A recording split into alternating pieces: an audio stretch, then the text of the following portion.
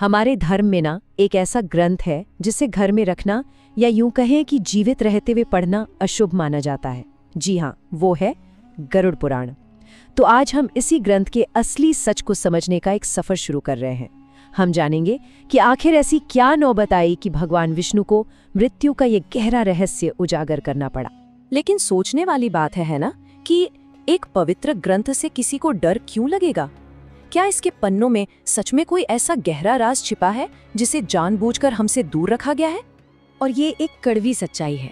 हम में से ज्यादातर लोगों के कानों में इस ग्रंथ का नाम तभी पड़ता है जब कोई अपना इस दुनिया को छोड़कर चला जाता है। इसका नाम ना मातम और अंतिम विदाई से कुछ इस तरह जुड़ गया है कि हम इसके असली संदेश तक पहुंच ही नहीं पाते। तो फिर सवाल वही है, क्या ये ग्रंथ सिर्फ नरक की डरावनी सजाओं का एक लेखा जोखा है, या फिर इसमें जीवन और मृत्यु का कोई बहुत गहरा सत्य भी छिपा हुआ है? चलिए आज इस डर के पर्दे को हटाकर सच जानने की कोशिश करते हैं।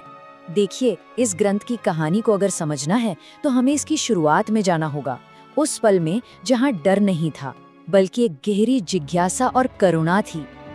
ये एक लाइन, इसी में इस ग्रंथ का पूरा सार छिपा हुआ है।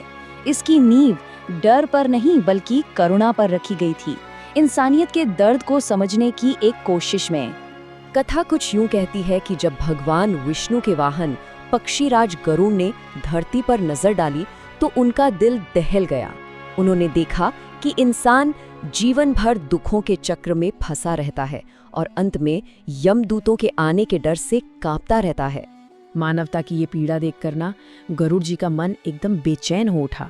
वो रुके नहीं, सीधे बैकुंठ धाम पहुंचे और उन्होंने भगवान विष्णु से एक ऐसा सवाल पूछ लिया जिसने सचमुच तीनों लोकों में हलचल मचा दी।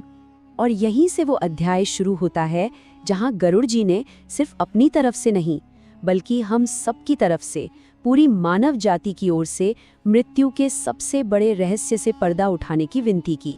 उन्होंने पूछा, हे प्रभु, आखिर इंसान इस धरती पर जन्म लेता ही क्यों है? ये वही सवाल है जो आज भी हम सब कभी ना कभी खुद से पूछते हैं। हमारे यहाँ होने का आखिर मकसद क्या है?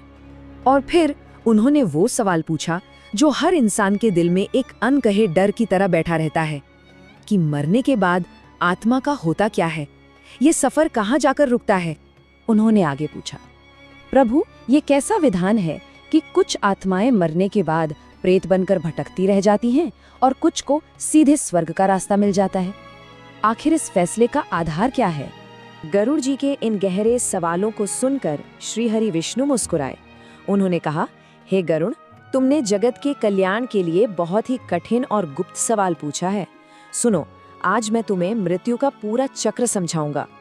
और बस यहीं से भगवान विष्णु और गरुड़ जी के बीच उस अद्भुत संवाद की शुरुआत हुई जिसे आज हम सब गरुड़ पुराण के नाम से जानते हैं। तो अब आप समझिए, ये ग्रंथ कोई डराने वाली कहानियों की किताब नहीं बल्कि एक तरह की लाइफ गाइड है, एक नक्शा है जो हमें ये सिखाता है कि हमें कैसे कर्म करने चाहिए ताकि मृत्यु के बाद हमारी आत्मा का सफर आसान हो सके। इसका जो सेंट्रल आइडिया है वो है कर्म, मतलब हम इस जीवन में जो कुछ भी करते हैं, अच्छा या बुरा, वही ये तय करता है कि मौत के बाद हमारी आत्मा के साथ क्या होगा और हमारा अगला जन्म कैसा होगा। भगवान विष्णु ने फिर आत्मा के उस पूरे सफर का नक्शा गरुड़ जी के सामने रख दिया। उन्होंने बताया कि कैसे मौत के बाद पहले 13 दिन आत्मा अपने ही घर के आसपास रहती है और फिर शुरू होती है यमलोक की वो मुश्किल यात्रा, जहां उसे वैतरणी नदी जैसी भयानक बाधाओं को पार करना पड़ता है। लेकिन इस पूरी यात्रा का जो सबसे रहस्यमय और सबसे अहम पड़ाव है ना, वो है इसका पहला घंटा, वो शुरू के 60 मिनट जो आत्मा का भविष्य तय कर देते हैं। अब हम उसी पहले घंटे के रहस्य में उतरने वाले हैं। हमारे अगले विश्लेषण का सवाल बहुत सीधा है, लेकिन इसका जवाब आपको हैरान कर देगा। मरने के ठीक 1 घंटे बाद आत्मा के साथ आखिर होता क्या है? इसका जवाब जानने के लिए हमारे साथ बने रहिएगा।